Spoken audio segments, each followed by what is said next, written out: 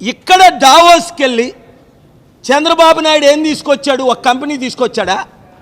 Old friend నేను పరిచయం చేసిన బిల్ గేట్స్తో ఫోటో తీసుకుంటున్నాడు. ఈయన కొంచెం పెద్ద చైర్ వేసుకొని బిల్ గేట్స్ ఏదో ఆయన శిష్యుడిలాగా బతిమాలితే నేను పరిచయం చేశాను. మీ అందరికీ ఆ సంగతి తెలుసు. చంద్రబాబు నాయుడు గారు చెప్పారు.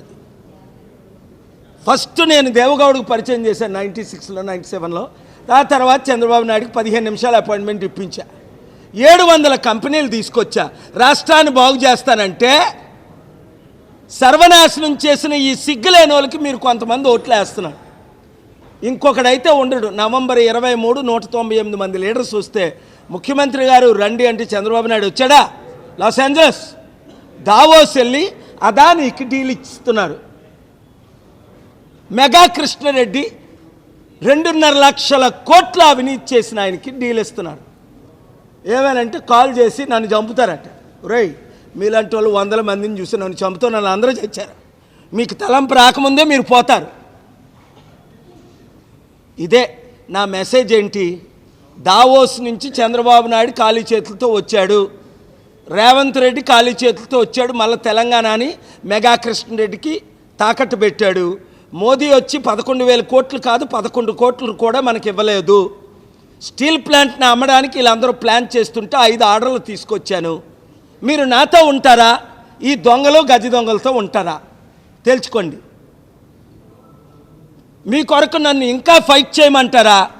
లేదా మాకు బానిసత్వమే కావాలి, దరిద్రమే కావాలి, మోసగాలే కావాలి, కుటుంబ కుల పాలనే కావాలి, మనకు బీసీలు పాలన వద్దు, 3% ఉన్న వీళ్ళు 3 ముఖ్యమంత్రులు, 1% ఉన్న వాళ్ళు 2 ముఖ్యమంత్రులు, 5% ఉన్న రెడ్లు 12 ముఖ్యమంత్రులు, 60% ఉన్న మన బీసీలు, 90% ఉన్న మన బడుగు బలహీన వర్గాలకి ఎప్పుడు పదవి వస్తుంది? ఈ ఆర్ కృష్ణ లాంటి దరిద్రులు ఉన్నంత వరకు రాదు. ఒకరోజు తెలుగుదేశం, ఒకరోజు బీఆర్ఎస్, ఒకరోజు టీఆర్ఎస్, ఒకరోజు కాంగ్రెస్, ఒకరోజు వైసీపీ, ఇప్పుడు బాపనోల్ పార్టీ చేరాడు, ఆర్ఎస్ఎస్ బీజేపీ పార్టీ. ఏమనంటే న్యాయం చేస్తాడు. సిగ్గు లేదు. పెద్ద చెప్ప పట్టుకొని అడుక్కు తినండిరా మీ నాయకులందరూ. మా బీసీలని మా ఎస్సీలని తాకట్టు పెట్టున్న ప్రతి నాయకుడిని మీరు ఊర్లో రాకుండా నిలబెట్టి అడగండి. సిగ్గులేని కాపులు చాలామంది ఉన్నారు. చిరంజీవికి సిగ్గులేక కాంగ్రెస్ పార్టీకి ప్యాకేజ్ స్టార్ అయిపోయాడు పవన్ కళ్యాణ్. అప్పుడు మళ్ళీ బయటకు వచ్చి ఇప్పుడు టీడీపీకి బీజేపీ అంటే పదవి కొరకు బీజేపీకి బానిసడు అయిపోయాడు.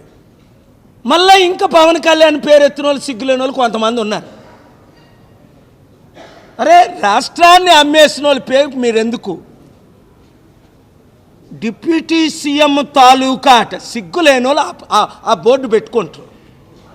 సిగ్గున్న ప్రతి ఒక్కరూ ఛీ పవన్ కళ్యాణ్ నీకు బుద్ధి ఉందా, సిగ్గుందా, కేఏ పాల్తో జాయిన్ అవు. పదవి కొరకు మాయావతి కాలు మీద పడ్డావు విశాఖపట్నంలో.